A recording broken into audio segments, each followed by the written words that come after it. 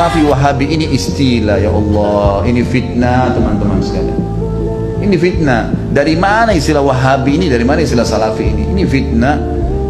Setiap sebagian teman-teman kita yang berpegang pada sunnah Nabi SAW sering mengatakan kita kembali kepada pemahaman salaf. Pemahaman salaf maksudnya sahabat. Salaf itu orang terdahulu. Dikatakan pesantren salafiyah, pesantren yang dulu, tradisional, gitu kan. Jadi itu pemahaman kembali kepada salaful ummah. Hanya itu. Begitu dikatakan kembali kepada salaf, sahabat, oh ini kelompok salafi namanya. Nisbatkan. Dari mana ini penisbatan ini, gitu kan? Kemudian wahabi. Apa wahabi ini? Dari mana istilah ini? Ini keluar dari mulut orang-orang yang tidak bertanggung jawab.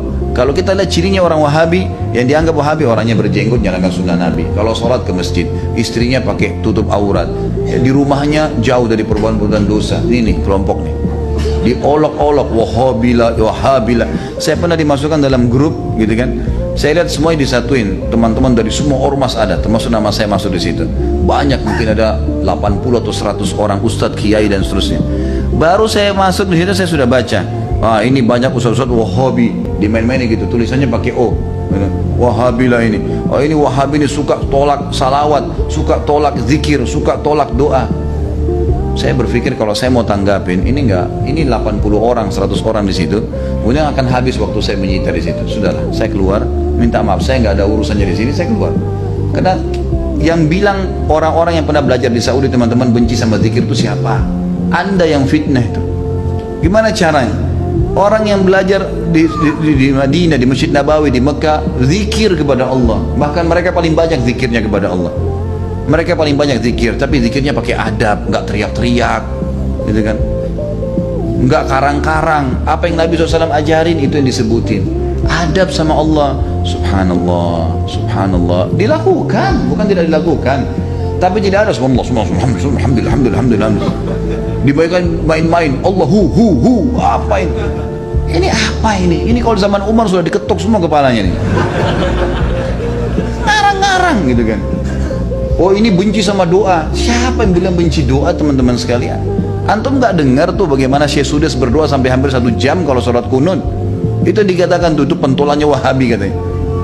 Baik, berdoa kunut 1 jam sampai orang semua pada menangis seluruh dunia, antum bilang itu Wahabi? Ini subhanallah, ini benci doa itu namanya ajib. Sesuatu yang aneh gitu bagi saya, tuduhan-tuduhan yang tidak beralasan sama sekali, nggak beralasan nih. Yang penting dari Saudi Wahabi, gitu kan? Saya sampai waktu mau berangkat ke Saudi, awal saya mau belajar tahun 90, teman-teman ayah saya sempat titip pesan dari kota Makassar, Khalid, nanti kamu ke Saudi, ambil ilmunya tapi jangan jadi Wahabi. Baik, saya berangkat 6 bulan pertama, teman-teman sekalian, semua guru yang masuk saya ketakutan lihat. Ini Wahabi nih. Apa ini Wahabi? Mau yang menakutkan ini. Kena wanti-wanti begitu. Lama-lama setelah guru masuk, setiap guru masuk di Madinah, wallahi saya bersumpah atas nama Allah, teman-teman sekalian, tidak pernah ada sebutan nama Wahabi. Saya tidak pernah dengar kata-kata Wahabi dari mulut mereka. Wallah, yang ada cuman qala Allah, qala Rasul. Allah berfirman, Rasulullah bersabda. Wallahi, saya sumpah di sini, di masjid ini memang begitu ajarannya. Begitu ajarannya, qala Allah, qala Rasul, qala Allah, qala Rasul, selalu. Atau diikuti dengan penjelasan Ibnu Abbas, sahabat, Ibnu Umar, sahabat. Nih pemahamannya mereka, ini pemahamannya sahabat tentang ayat ini, tentang hadis ini. Itu yang kita pelajarin. Dan kalau ada masalah fikih, didatangkan 4 mazhab semua. Imam Syafi'i bilang begini, ini dalilnya. Imam Ahmad bilang begini, ini dalilnya. Imam Malik bilang begini, Abu Hanifah begini, dalilnya. Jelas, semuanya begitu. Setelah 6 bulan saya berpikir, kok saya harus takut dengan orang-orang seperti ini? Ilmu semua disampaikan, gitu kan? Ilmu semua. Dan bagaimana mempertemukan antara ambil ilmunya, jangan jadi Wahabi. Bagaimana memahami? Saya nggak nyambung gitu. Gimana caranya? Gitu. Teman-teman sekalian, saya kasih jawaban secara akal sehat. Rasulullah SAW lahir di mana? Di Mekah. Ya, 13 tahun fase turunnya ayat-ayat Makkiyah di mana? Di Mekah.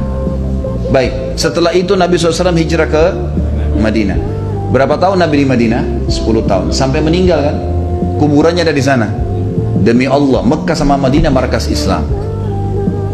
Ada orang mengatakan itu markas Wahabi, markas ini tempat Nabimu lahir dan mati.